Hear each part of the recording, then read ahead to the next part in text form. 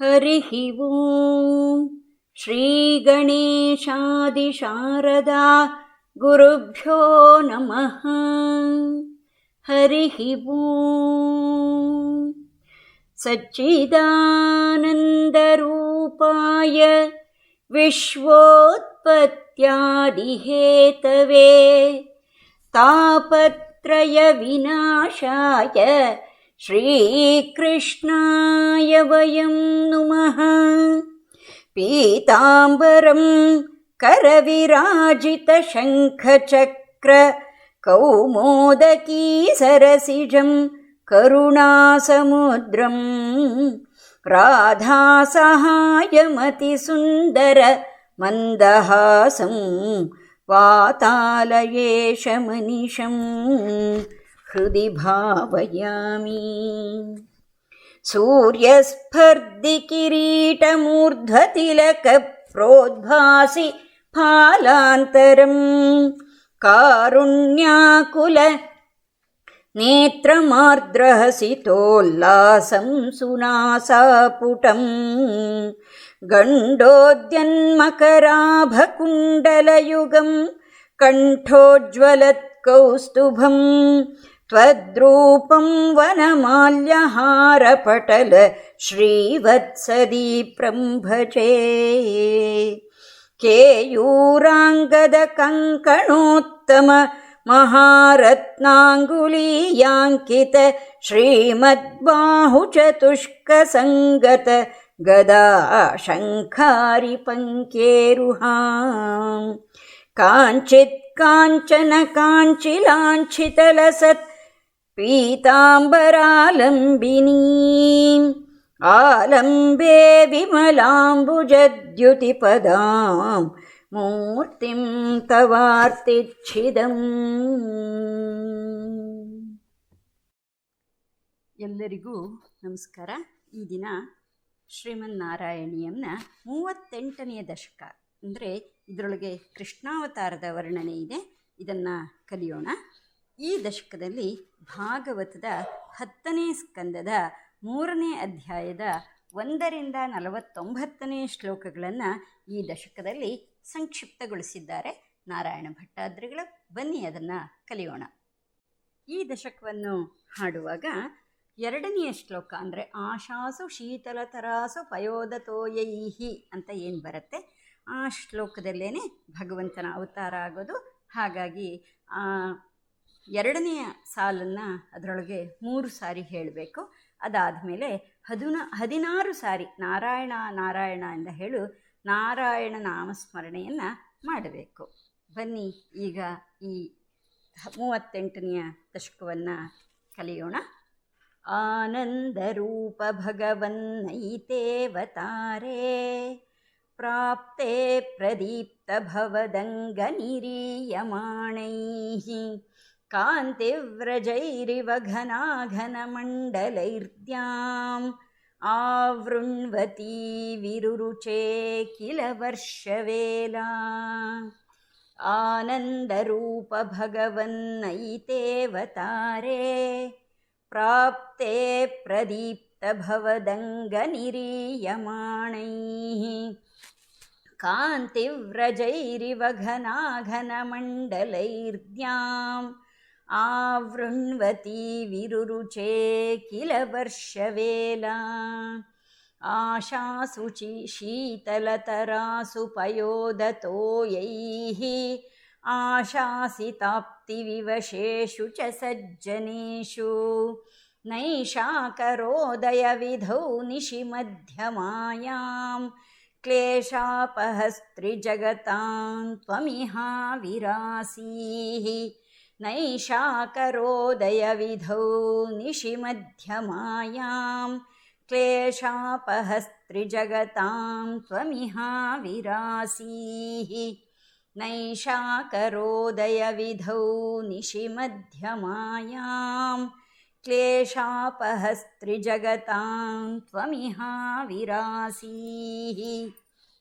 ಆಶಾಸು ಶೀತಲತರಾಸು ಪಯೋದತೋಯೈಃ ಆಶಾಸಿತಾಪ್ತಿವಿವಶೇಷು ಚ ಸಜ್ಜನೇಷು नैषा करोदयविधौ निशिमध्यमायां क्लेशापहस्त्रिजगतां त्वमिहा विरासीः।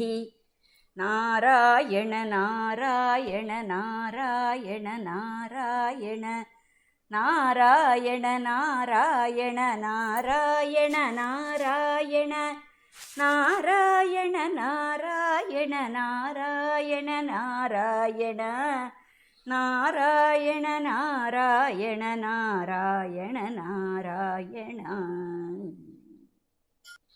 बाल्यस्पृशापि वपुषा दधुषा विभूतिः उद्यत्किरीटकटकाङ्गदहारभासा शङ्खारिवारिजगदा परिभासितेन परिलेसितसूतिगेहे।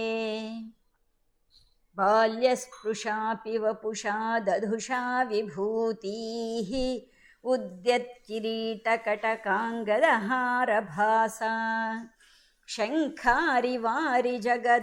परिभासितेन मेघासितेन परिलेसितसूतिगेहे।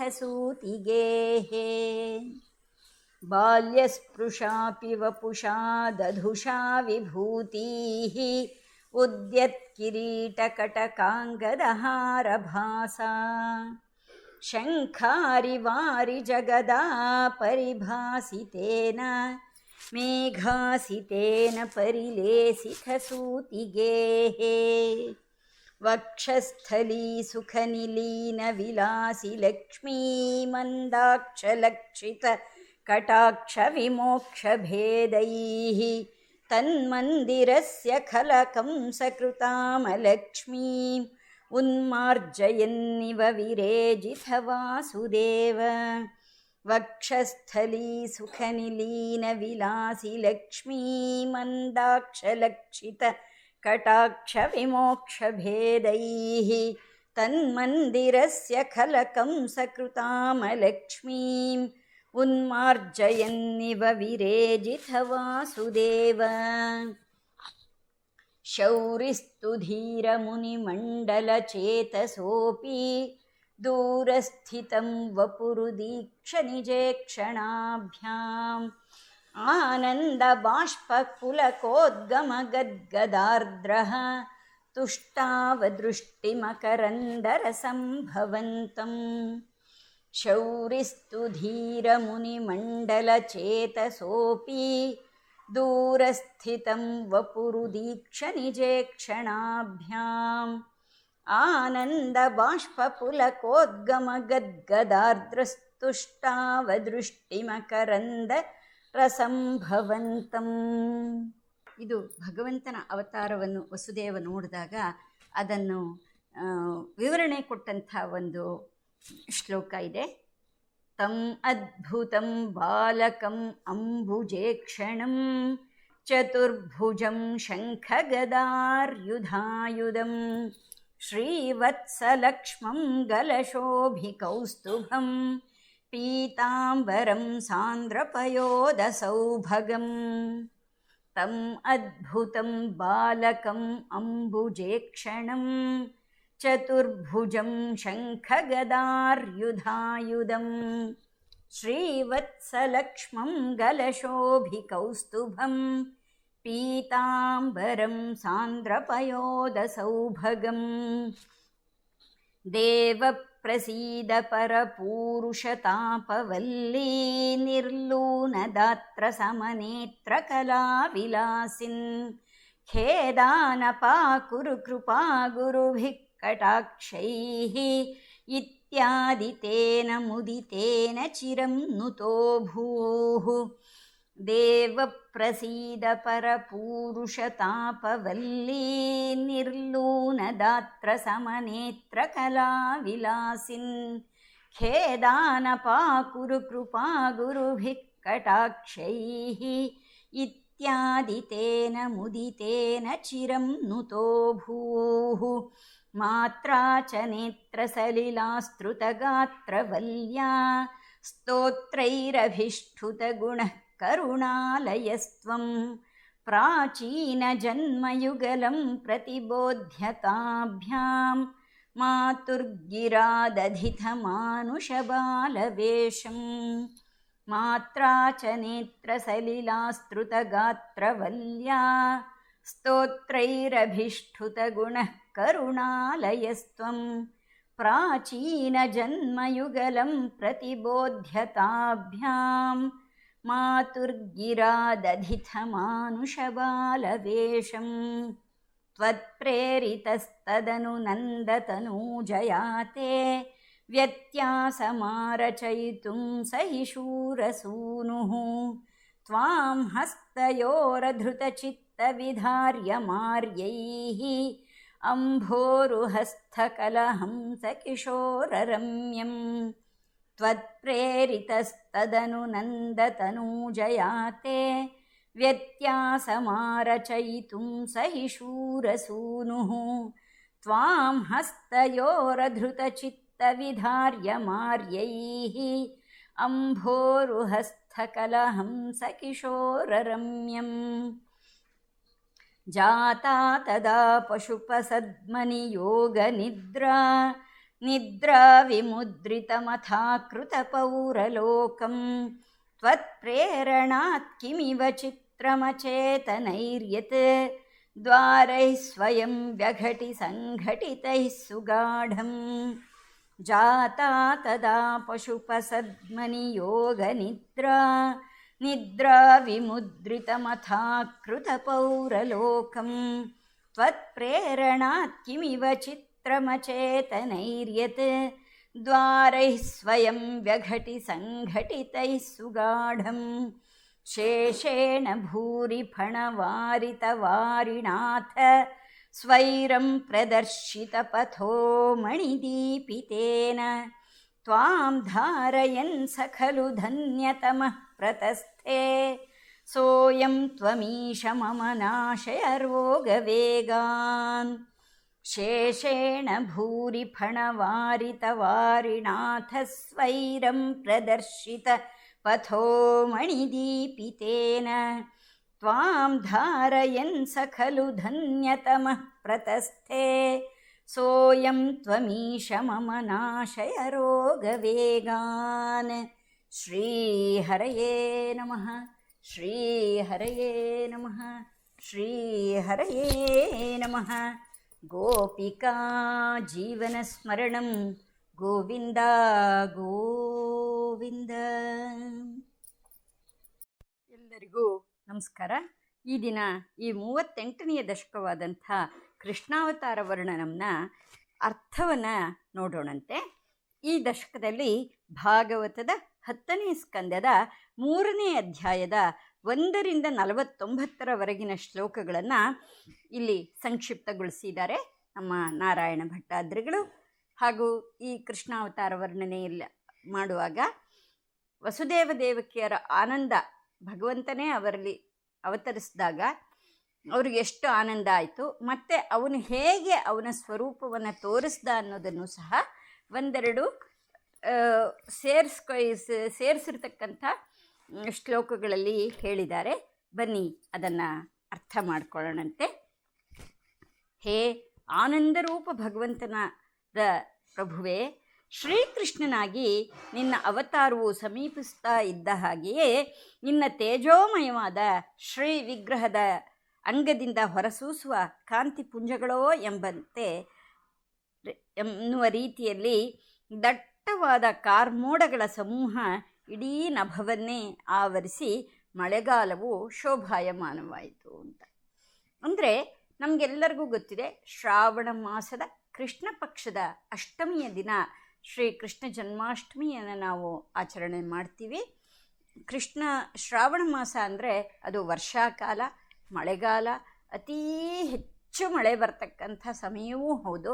ಅದು ಮಧ್ಯರಾತ್ರಿಯಲ್ಲಿ ಕಂಸನಿಂದ ಈ ಶಿಶುವನ್ನು ರಕ್ಷಣೆ ಮಾಡೋದಕ್ಕೋಸ್ಕರನೇ ಅವತ್ತಿನ ದಿವಸ ಅಷ್ಟು ಜೋರಾಗಿ ಮಳೆನೂ ಬರುತ್ತೆ. ಯಮುನಾ ನದಿ ತುಂಬಿ ಹರಿಯುತ್ತೆ. ಯಾರಿಗೂ ಅನುಮಾನ ಬಾರದ ರೀತಿಯಲ್ಲಿ ಒಂದು ವಾತಾವರಣ ಇರುತ್ತೆ. ಹಾಗಾಗಿ ಭಗವಂತನ ತೇಜೋಮಯವಾಗಿರ್ತಕ್ಕಂಥ ಶ್ರೀ ವಿಗ್ರಹದ ಅಂಗದಿಂದ ಹೊರಸೂಸುವ ಕಾಂತಿ ಪುಂಜಗಳೋ ಎನ್ನುವ ರೀತಿಯಲ್ಲಿ ದಟ್ಟವಾದ ಕಾರ್ಮೋಡಗಳ ಸಮೂಹ ಇಡೀ ಆಕಾಶವನ್ನೇ ಆವರಿಸಿ ಮಳೆಗಾಲಕ್ಕೆ ಒಂದು ಶೋಭೆಯನ್ನು ತಂದಿತು ಅಂತ ಹೇಳ್ತಾರೆ.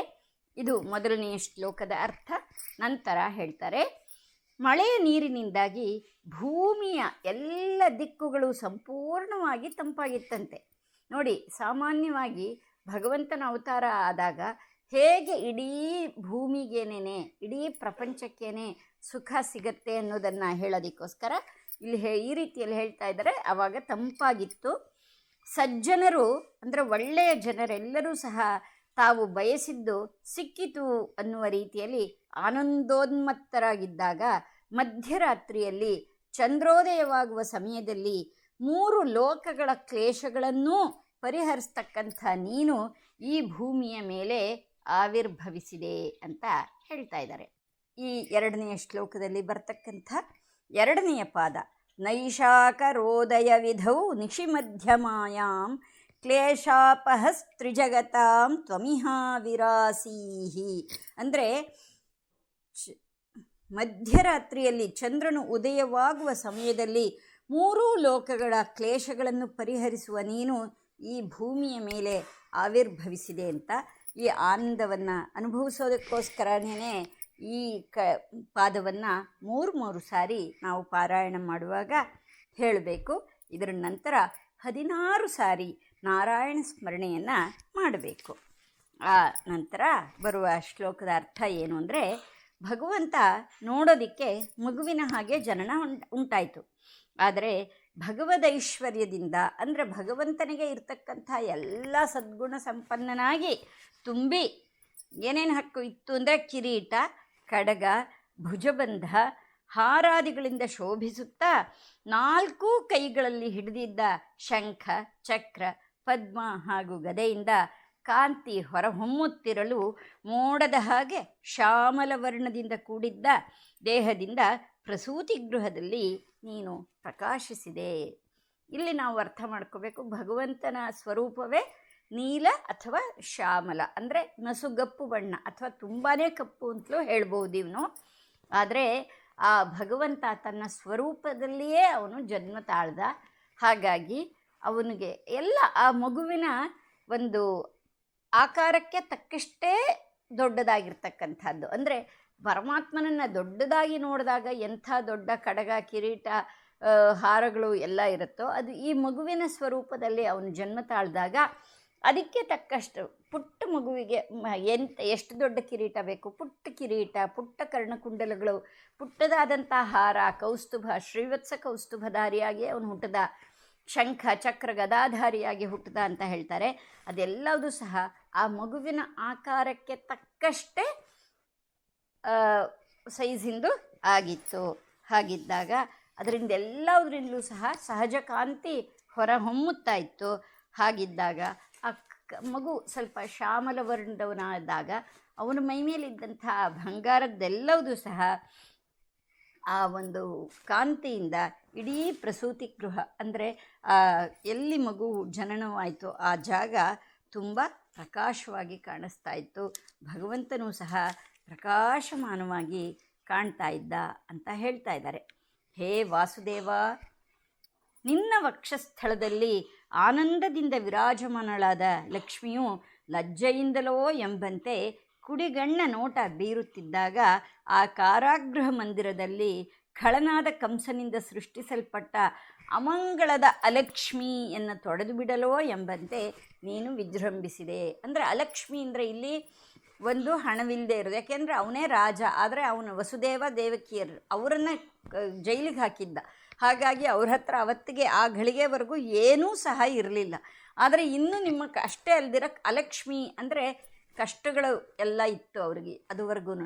ಅದನ್ನೆಲ್ಲ ತೊಡೆದು ಹಾಕಿಬಿಟ್ಟ. ಇನ್ನು ನಿಮಗೆ ಯಾವುದೇ ಥರದ ಕಷ್ಟವೂ ಇಲ್ಲ, ಯಾವುದೇ ಥರದ ದೌರ್ಭಾಗ್ಯವೂ ಇಲ್ಲ, ಯಾವುದೇ ಥರದ ಬಡತನವೂ ಇಲ್ಲ, ಅದನ್ನೆಲ್ಲ ನಾನು ನಿವಾರಿಸ್ತಾ ಇದ್ದೀನಿ ಅಂತನ್ನೋ ರೀತಿಯಲ್ಲಿ ಅವನು ಅವನ ಹೃದಯದಲ್ಲಿ ಇದ್ದಂಥ ಎದೆಯ ಭಾಗದಲ್ಲಿ ಇದ್ದಂಥ ಶ್ರೀ ಲಕ್ಷ್ಮಿ ಅವಳು ತನ್ನ ಕುಡಿಗಣ್ಣ ನೋಟವನ್ನು ಬೀರಿದಾಗ ಆ ಕಾರಾಗೃಹ ಮಂದಿರದಲ್ಲಿದ್ದಂಥ ಅಲಕ್ಷ್ಮಿ ಅಂದರೆ ಎಲ್ಲ ಥರದ ದುಃಖ ದುಮ್ಮಾನಗಳು ಸಹ ತೊಡೆದು ಹೋದವು ಆ ರೀತಿಯಲ್ಲಿ ತೊಡೆದು ಹೋಗತ್ವೆ, ಇನ್ನೇನೂ ಇಲ್ಲ, ಇನ್ನು ಉಳಿಯಲ್ಲ ಇದು ಯಾವುದೋ ಅನ್ನೋ ರೀತಿಯಲ್ಲಿ ನೀನು ವಿಜೃಂಭಿಸಿದೆ ಅಂತ ಹೇಳ್ತಿದ್ದಾರೆ.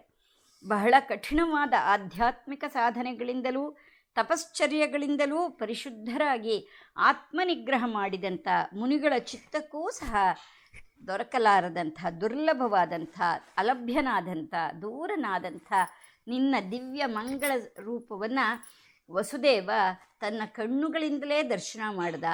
ಆನಂದ ಭಾಷ್ಪದಿಂದ ಕೂಡಿ ಪುಳಕಾಂಕಿತನಾಗಿ ಗದ್ಗದಿತನಾಗಿ ಆನಂದಾತಿರೇಕದಿಂದ ಕರಗಿ ಕಣ್ಣುಗಳಿಗೆ ಜೇನಿನ ರಸದಿಂತಿರುವ ನಿನ್ನನ್ನು ಸ್ತುತಿಸಲು ಆರಂಭಿಸಿದ. ಇಲ್ಲಿ ಏನು ಸ್ತುತಿ ಮಾಡಿದಾನೆ ಅಂತನ್ನೋದು ಸಹ ಒಂದು ಶ್ಲೋಕವನ್ನು ನಾನು ಹೇಳಿದ್ದೇನೆ ನಿಮಗೆ. ತಂ ಅದ್ಭುತಂ ಬಾಲಕಂ ಅಂಬುಜೇಕ್ಷಣಂ, ಆ ಅದ್ಭುತವಾದ ಮಗು, ಅದು ಅದರ ಕಣ್ಣುಗಳು ಕಮಲದ ಹಾಗೆ ಇತ್ತಂತೆ. ಚತುರ್ಭುಜಂ, 4 ಭುಜಗಳಿತ್ತಂತೆ. ಶಂಖ ಗದಾರ್ ಯುಧಾಯುಧಂ ಶ್ರೀವತ್ಸಲಕ್ಷ್ಮ್ಯಂ, ಅಂದರೆ ಶಂಖ ಗದಾ, ಶಂಖ ಚಕ್ರ ಗದಾ ಪದ್ಮ ಅವುಗಳಿಂದ ಶೋಭಿತನಾಗಿದ್ದ. ಶ್ರೀವತ್ಸ ಕೌಸ್ತುಭವನ್ನು ಧರಿಸಿದ್ದ. ಲಕ್ಷ್ಮ್ಯಂ, ಲಕ್ಷ್ಮಿಯನ್ನು ಹೃದಯದಲ್ಲಿ ಅಂದರೆ ಅವನ ಎದೆಯ ಭಾಗದಲ್ಲಿ ಇದ್ದಳು. ಗಲಶೋಭಿ ಕೌಸ್ತುಭಂ, ಕೌಸ್ತುಭಮಣಿಯ ಸಮೇತ. ಪೀತಾಂಬರಂ, ಪೀತಾಂಬರವನ್ನು ಹುಟ್ಟಿದ್ದಂಥ. ಸಾಂದ್ರ ಪಯೋಧ ಸೌಭಗಂ, ಅಂದರೆ ಅಷ್ಟು ಒಂದು ಕಣ್ಣಿಗೆ ಆನಂದವನ್ನು ಕೊಡ್ತಕ್ಕಂಥ ಪಯೋಧ ಸೌಭಗಂ, ಕ್ಷೀರ ಸಮುದ್ರದಲ್ಲಿ ಇದ್ದಂಥ ಭಗವಂತನನ್ನು ಅವನು ನೋಡಿದ, ಆ ಸ್ವರೂಪವನ್ನು ಕಂಡ ಅಂತ ಹೇಳಿಬಿಟ್ಟು ಅವನು ಭಗವಂತನನ್ನು ಸ್ತುತಿ ಮಾಡ್ತಾನೆ. ಮುಂದೆ ನೋಡೋಣ. ಹೇ ಭಗವನ್, ಪರಮಪುರುಷ, ದುಃಖವೆಂಬ ಬಳ್ಳಿಯನ್ನು ಖಡ್ಗದಂತೆ ಕತ್ತರಿಸುವ ಕುಡಿಗಣ್ಣ ನೋಟದವನೇ, ದುಃಖವೆಂಬ ಬಳ್ಳಿಯನ್ನು ಕತ್ತರಿಸುವ ಖಡ್ಗವೇ, ಎಲ್ಲರನ್ನೂ ಸಮಾನವಾಗಿ ಕಾಣುವವನೇ, ನಿನ್ನದೇ ಅಂಶವಾದ ಮಾಯೆಯ ಮೂಲಕ ಪ್ರಕಾಶಿಸುವವನೇ, ಪ್ರಸನ್ನನಾಗು, ದುಃಖಗಳನ್ನು ದೂರ ಮಾಡು ಎಂಬುದಾಗಿ ಆನಂದದಿಂದ ಕೂಡಿದ ವಸುದೇವನು ಬಹಳ ಕಾಲ ನಿನ್ನನ್ನು ಸ್ತುತಿ ಮಾಡಿದ.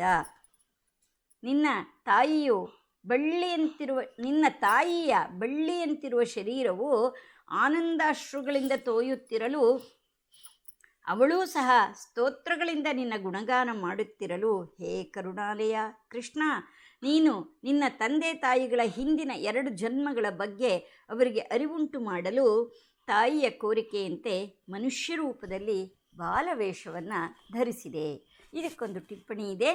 ಸ್ವಯಂಭುವ ಮನ್ವಂತರದಲ್ಲಿ ಸುತಪಸ್ ಎಂಬ ರಾಜರ್ಷಿ ತನ್ನ ಪತ್ನಿಯಾದ ಪೃಷ್ಣಿಯೊಂದಿಗೆ ಭಗವಂತನನ್ನು ಆರಾಧನೆ ಮಾಡ್ದ. ಆಗ ದೇವರು ಪ್ರತ್ಯಕ್ಷನಾದ.